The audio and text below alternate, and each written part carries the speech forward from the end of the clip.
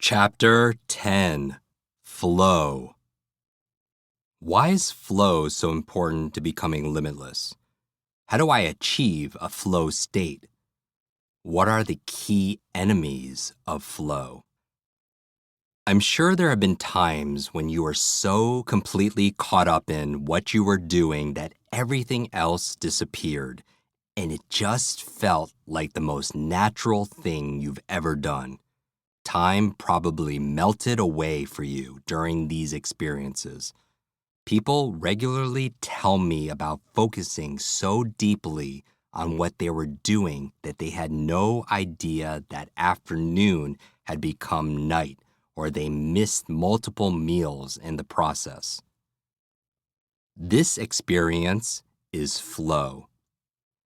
In his groundbreaking book, Flow, The Psychology of Optimal Experience, psychologist Mihai Csikszentmihalyi describes flow as the state in which people are so involved in an activity that nothing else seems to matter.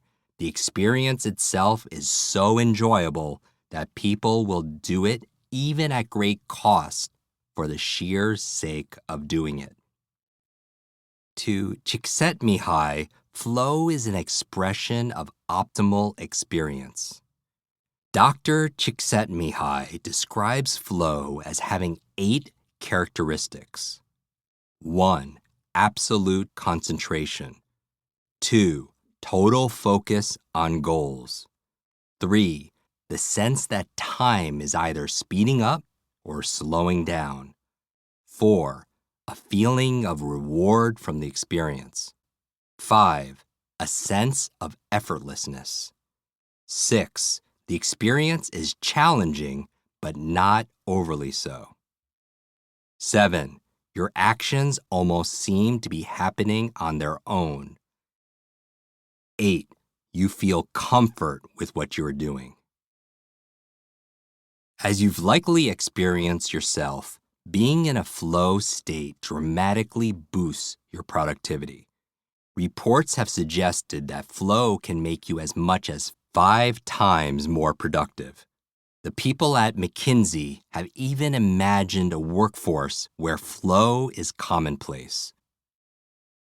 When we ask executives during the peak performance exercise how much more productive they were at their peak than they were on average, for example, we get a range of answers, but the most common at senior levels is an increase of 5 times. Most report that they and their employees are in the zone at work less than 10% of the time, though some claim to experience these feelings as much as 50% of it. If employees working in a high IQ, high EQ, and high MQ environment are 5 times more productive at their peak than they are on average, consider what even a relatively modest 20 percentage point increase in peak time would yield in overall workplace productivity. It would almost double. Winning with flow. Patrick, a member of our community, struggled constantly with ADHD and an inability to focus. It had been a problem for him throughout his life. He was easily distracted, or in the reverse, he was hyper-focused to the detriment of everything and everyone around him. He even experienced this during his Brazilian Jiu-Jitsu tournaments. He had difficulty deciding which technique to use with opponents and felt as though he was trying to use every move at once, even though many of them weren't appropriate for the situation. His inability to focus affected his work, his family life, and his favorite sport, and he felt a high level of stress nearly all the time. Then one day he started listening to episodes of my podcasts, where he heard about the stages of flow, which we will get into in a moment, as well as several high-performance habits. Patrick applied what he learned to his everyday life and saw immediate results. He was finally able to identify and understand what he was struggling with, and he immersed himself in his pursuits more fully than ever before. Finding flow was the key. In his next tournament, Patrick was able to release his intense focus and take his mind off the problems that had distracted him in the past. He found his flow quickly and felt like he was in the Matrix. He could see his opponent's moves coming before they happened. Even better, he was able to find flow in other areas of his life too. The better he did in his martial arts tournaments, the better he did in life. Patrick finally felt a release from the stress that dogged him endlessly, at last believing that he could let go and enjoy his life more. The 4 stages of flow. The flow state has a predictable arc to it. Our podcast guest, Stephen Kotler, founder of the Flow Research Collective and the author of The Rise of Superman, has identified the 4 stages of flow. Stage 1, struggle. This is where you're digging deep to assess whatever it is you need to reach the flow state. It could be a workout regimen, extensive research, an intense bout of brainstorming, or anything else you are focusing on. Warning, this often feels like a struggle and, in fact, the opposite of flow. Stage 2, relaxation. This is the break you take before fully diving into flow. It is an essential step as it keeps you from burning out over the struggle you've been through. This break, a walk, some breathing, anything that helps you relax, is decidedly different from a distraction such as moving on to another task or checking sports scores. Stage 3, flow.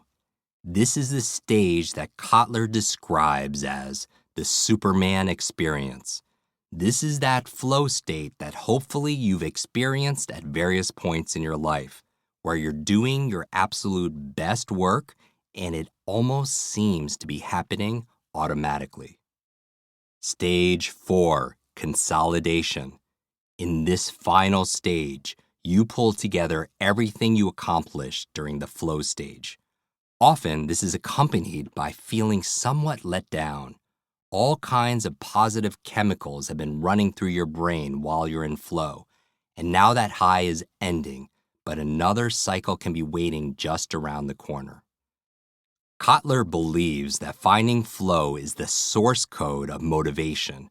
When you find flow, you get maybe the most potent dose of reward chemistry your brain can give you, which is the reason he believes flow is the most addictive state on earth. Once we start to feel flow in an experience, we are motivated to do what it takes to get more. But it's a circular relationship. If you have motivation to accomplish a task, but you have no flow, you will eventually burn out. Motivation and flow need to work together, and they must be coupled with a solid recovery protocol like good sleep and nutrition. Quick start. Have you ever experienced the flow state? Where were you? What were you doing? How did it feel? What did you achieve at the end of it? Visualize that state. Even if you can't visualize, imagine that you can. Finding flow. If you're going to become limitless, you're going to want to get yourself into a flow state as often as possible. So how do you do this? I can offer 5 ways. Number 1, eliminate distractions. Earlier, we talked about the importance of keeping distractions to a minimum. If you're going to find yourself in a flow state, eliminating distractions is absolutely essential. It can take you up to 20 minutes to reconnect with what you're doing after you've been distracted from doing it. How are you ever going to get into the flow if you're constantly rebooting because a text message drew away your attention, or because you just wanted to make a quick check of social media before you got back to work? So, put everything else aside and concentrate completely on what you're doing. Number 2, give yourself enough time. Make sure you have a block of time set aside to get into flow. It's commonly believed that when conditions are right, it takes about 15 minutes to achieve a flow state, and that you don't really hit your peak for closer to 45 minutes. Clearing out only half an hour or so isn't going to allow you to accomplish much. Plan to set aside at least 90 minutes and ideally a full 2 hours. Number 3, do something you love.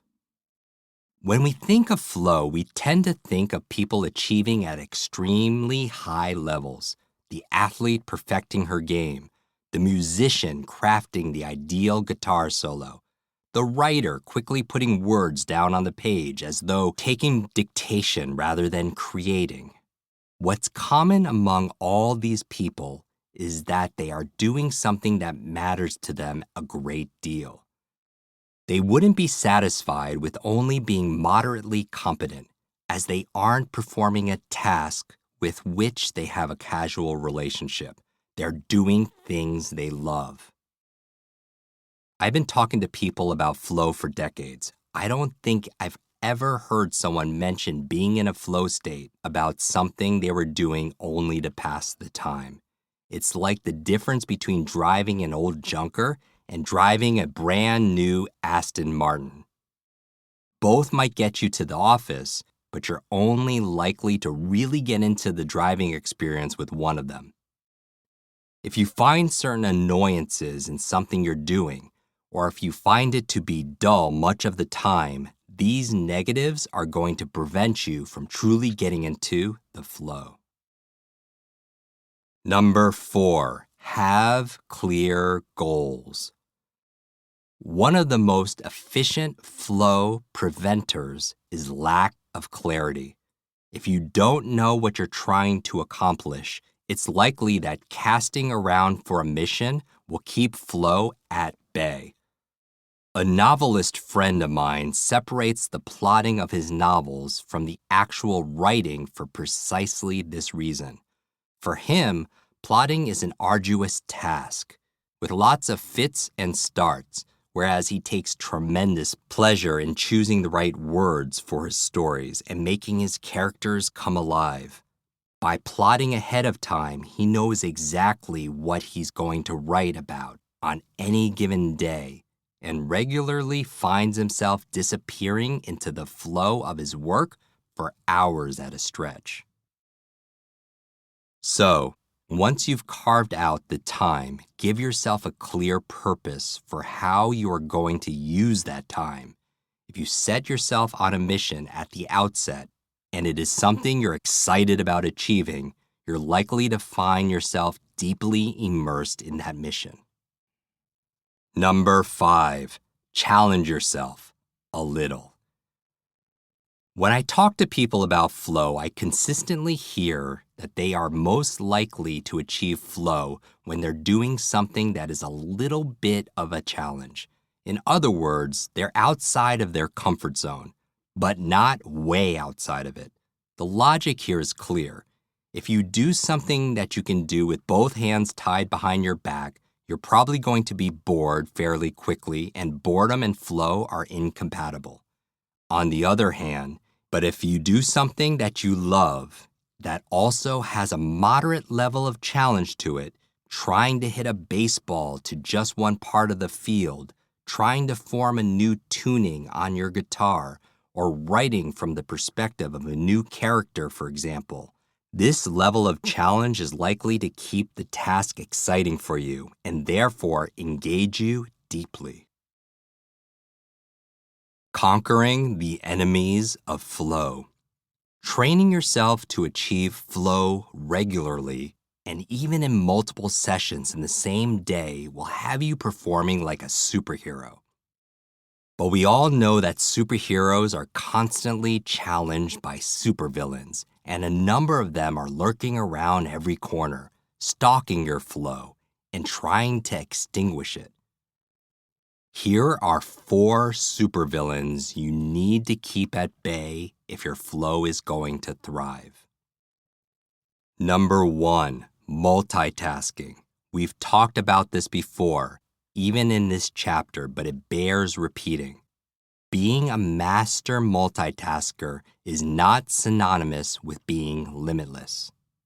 In fact, research repeatedly shows that people who multitask are considerably less productive than those who focus on one task at a time.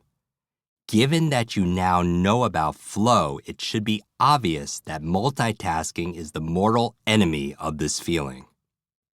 You're never going to get into flow to craft that epic solo or create that jaw-dropping presentation if you're also checking in with colleagues, sending off a quick note to a friend, and reading your company email. The only way to vanquish the supervillain multitask is to ignore him completely, clear your schedule of everything else, and get into flow.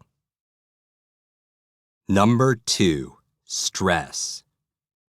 This is a particularly deadly supervillain, and one that sometimes requires a monumental battle to defeat.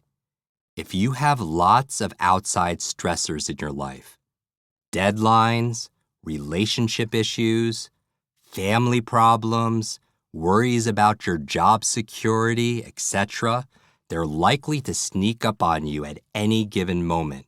I'm sure you've had the experience of thinking about something entirely different when you're suddenly ambushed by an anxious reminder that you're facing some troubles at home. Once that thought is in your head, any opportunities for flow are crushed. Defeating this supervillain requires 2 expert moves. The first is to look the supervillain in the eye before you start and ask yourself if there's anything that you absolutely must deal with before you can get into flow. If the answer is yes, address that first. But in all likelihood, the answer will be no. It isn't that the stressors aren't real, but they often don't need your immediate attention, and they aren't going to be worse 2 hours from now. If that's the case, contend with this supervillain by putting up your force field.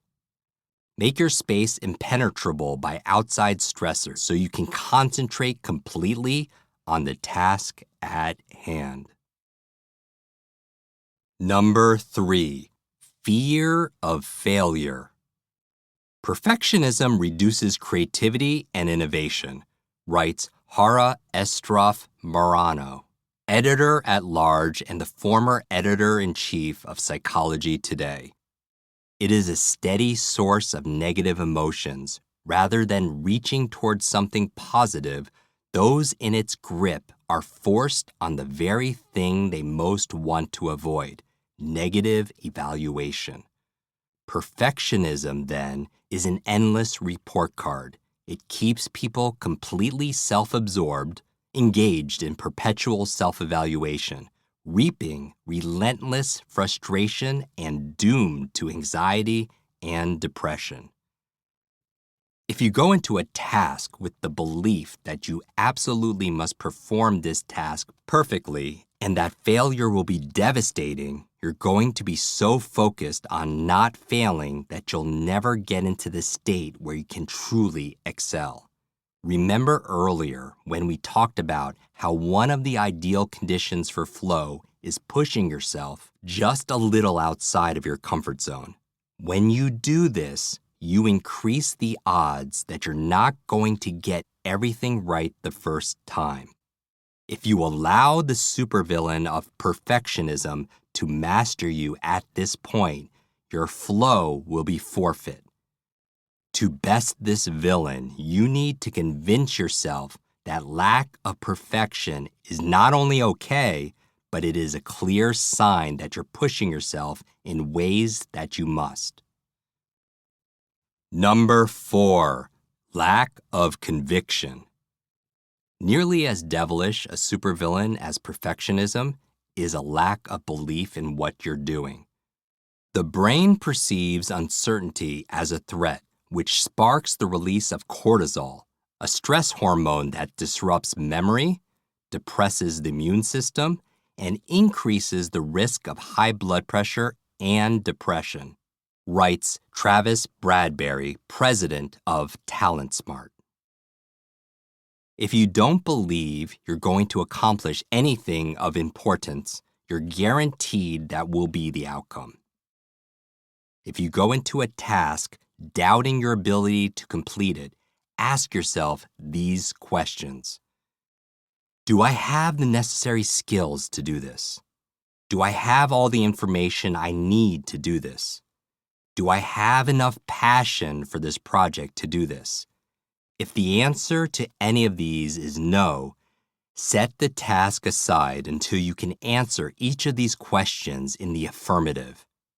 But if the answer to all 3 of these questions is yes, take the supervillain down and get into the flow. Before we move on, the flow experience is one of the greatest highs any of us will ever experience. It is also fundamental to becoming limitless. By this point, you should have a better sense of what flow is and how to get there. Before we move on, take a little time to try out the following.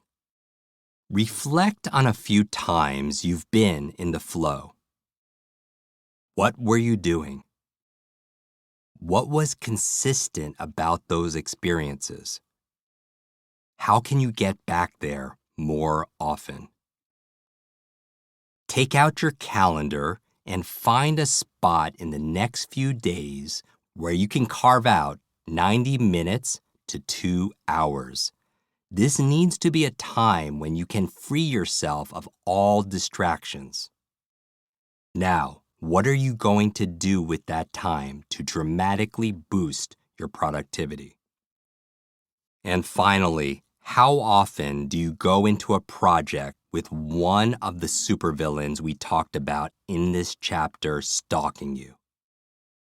What can you do right now to defeat that supervillain before going into your next project?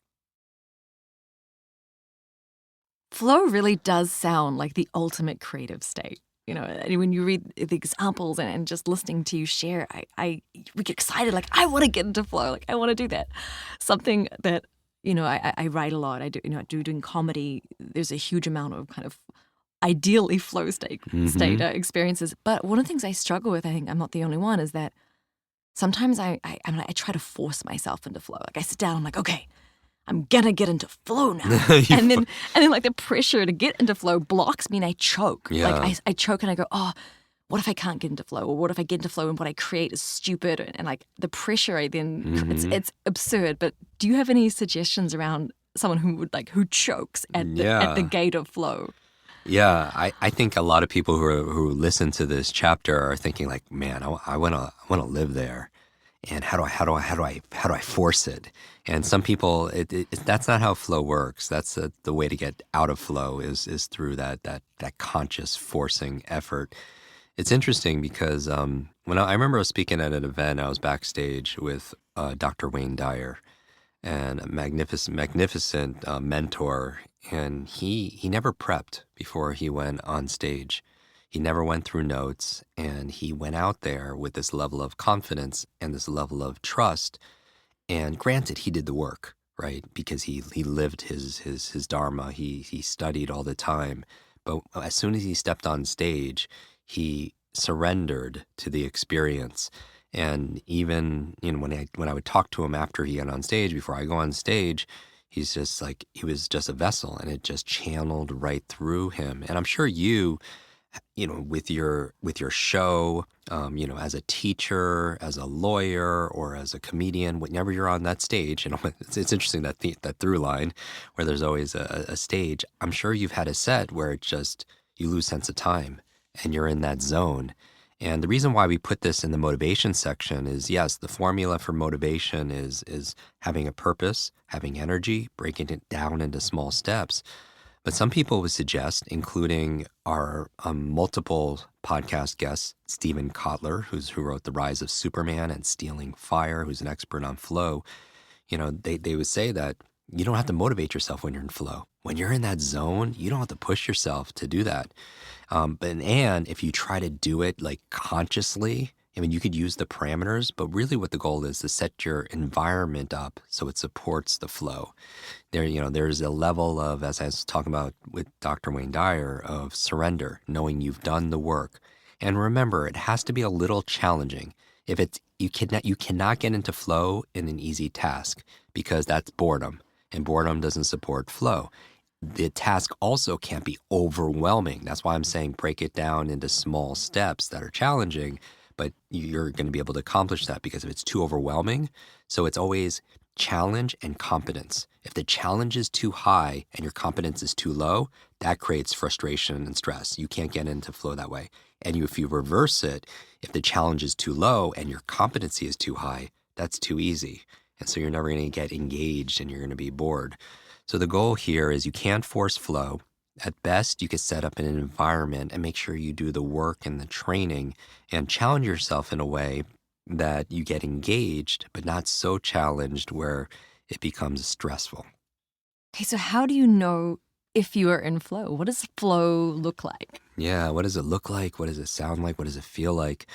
3 elements that are common through a flow state. So, and you could be aware of it as you're reviewing your experiences, as you're studying or you're speaking or you're learning or remembering things. I want you to remember SET, S-E-T, because I love the acronyms, right? SET is, the S is you lose your sense of self. When you are in the zone, whether you're playing sports or you're dancing or you're with your partner, you're making love, you do anything, you lose your sense of self, your ego. It's not there. The E in SET is it's effortless. It is effortless, meaning you don't have to really, really try. You're not pushing. Your strengths are coming to bear, if you will. So you lose your sense of self. And that's a first indicator that you're in flow. The E is wow, this is effortless. I'm in flow, right? I'm in the zone. And finally, the T is you lose your sense of time. If everyone could remember the last time they were experiencing a flow state, or, as athletes call it, the zone, you don't know how much time went by. Was it 5 minutes or was it an hour that went by? So there's this time distortion where time either shrinks or it expands, but you lose your sense of time, your sense of self, and the effort is pretty effortless. So just be aware of it. And the more you could cultivate it, it's similar to conversations you and I have had about lucid dreaming. You can't force a lucid dream, to be able to do that, but you can set that intention. But in your dreams, you lose sense of time and all these wonderful things, a wonderful altered state to be able to cultivate and train. What I like about this with the flow state and what you've just shared is, even though there's this moment of surrender, I think a big part of that is if we get that limitless mindset right, if we create a strong sense of purpose and energy, and we get the steps, it's like we're setting ourselves up for success. So when we get to that door, we can surrender and go into this flow state. Mm-hmm. So now that we've gone through all of those things, I have to ask you, where are the goodies? Like, I want to know Jim's famous methods. So I think the next part, we're going to deep dive into that. We're going to go into the methods of accelerated learning. I cannot wait.